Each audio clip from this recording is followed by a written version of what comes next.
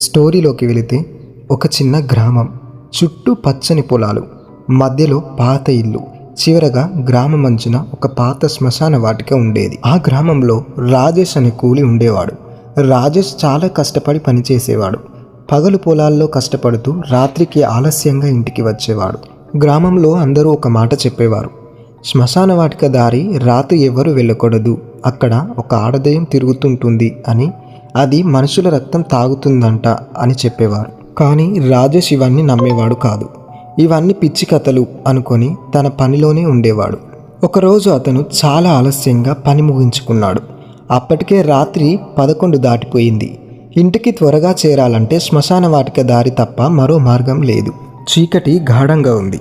గాలి నెమ్మదిగా ఊపిరి తీసుకుంటున్నట్టు వినిపిస్తోంది. చెట్ల ఆకులు సన్నగా కదులుతున్నాయి. రాజేష్ నెమ్మదిగా ఆ దారిలో నడవసాగాడు. శ్మశాన వాటిక దగ్గరకు రాగానే ఒక్కసారిగా గాలి వేగంగా వీచింది.